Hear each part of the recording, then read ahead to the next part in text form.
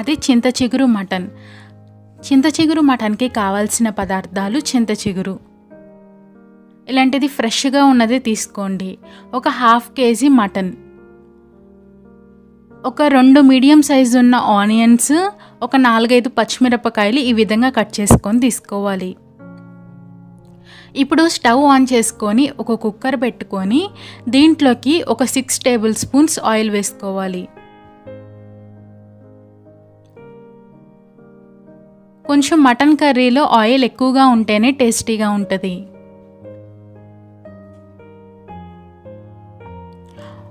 Oil heat ఎక్కాక మనం దీంట్లోకి onions, పచ్చిమిరపకాయలు వేసుకొని ఈ ఆనియన్స్ మగ్గి ట్రాన్స్పరెంట్ కలర్ వచ్చే వరకు బాగా మిక్స్ చేసుకుంటూ ఫ్రై చేసుకోవాలి.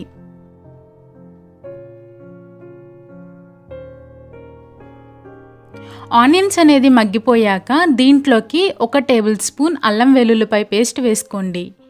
అల్లం వెల్లుల్లిపాయ పేస్ట్ నుండి పచ్చి వాసన పోయే వరకు బాగా మిక్స్ చేసుకుంటూ ఫ్రై చేసుకోవాలి.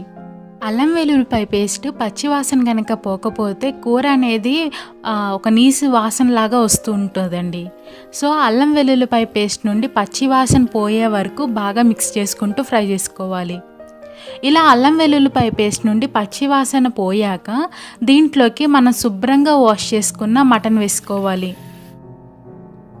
ఇప్పుడు ఒకసారి ఈ అల్లం వెల్లుల్లిపాయ పేస్ట్ మటన్ కలిసేటట్టు బాగా కలుపుకోవాలి. ఇప్పుడు దీనిపైన మూత పెట్టేసుకొని ఒక 5 minutes పాటు వెయిట్ చేయాలి. ఒక 5 minutes తర్వాత మూత ఓపెన్ చేసి చూస్తే ఆ నీసు నీళ్ళు అనేది రిలీజ్ అవ్వడం స్టార్ట్ అవుతుంది.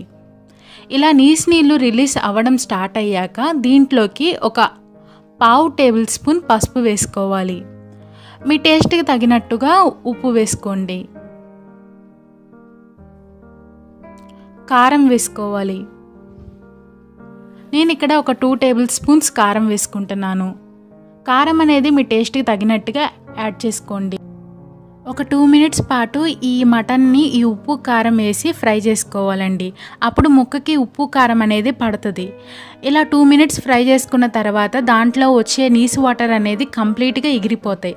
అలా ఎగిరిపోయాక మాత్రమే మటన్ అనేది మునిగే వరకు వాటర్ పోసుకోవాలి. వాటర్ అనేది ఎక్కువ పోసుకోవద్దండి, ఆ మటన్ మునిగే వరకు పోసుకుంటే సరిపోద్ది. ఇప్పుడు దీన్ని బాగా మిక్స్ చేసేసుకొని మూత పెట్టేసుకొని ఒక 5 to 6 విజిల్స్ రావాలండి. మనం తీసుకునే మటన్ పట్టి విజిల్స్ అనేది రానియండి. ఒకవేళ ముదురు మటన్ అయితే ఒక 10 విజిల్స్ రానివ్వచ్చు. ఒకవేళ లేత మటన్ అయితే ఒక 6-7 విజిల్స్ అయితే సరిపోతాయి. ఇప్పుడు చింత చిగురు ఉంది కదండి, దాన్ని తీసుకొని ఇలా నలిపి పెట్టుకోవాలి. నేను ఇక్కడ ఒక 100 గ్రాముల నుండి 150 గ్రాముల వరకు చింత చిగురు తీసుకున్నాను. మీరు ఎంత కావాలి అంటే మీరు ఎంత క్వాంటిటీలో మటన్ ప్రిపేర్ చేసుకుంటారో దానికి తగినట్టుగా చింత చిగురుని తీసుకోండి. ఇప్పుడు మటన్ అనేది ఒక 7 విజిల్స్ వచ్చాక ఆ ప్రెషర్ అంతా పోయాక మూత ఓపెన్ చేసుకోవాలి. ఆ ప్రెషర్తో మూత ఓపెన్ చేయొద్దండి, ఆ ప్రెషర్ మొత్తం పోయాకే మూత ఓపెన్ చేసుకోవాలి. ఇప్పుడు స్టవ్ ఆన్ చేసుకొని దీంట్లోకి చింత చిగురు వేసుకోవాలి.